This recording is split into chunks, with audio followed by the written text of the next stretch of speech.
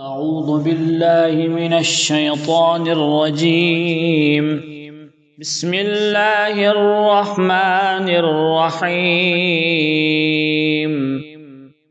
اللهم صل على سيدنا محمد وعلى آل سيدنا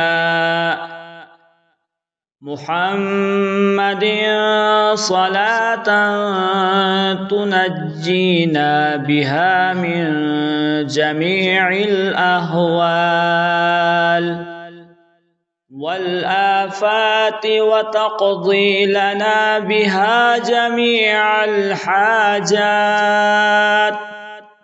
وتطهرنا بها من جميع السيئات وترفعنا بها عندك أعلى الدرجات وتبلغنا بها أقصى الغايات من جميع الخيرات في الحياة وبعد الممات،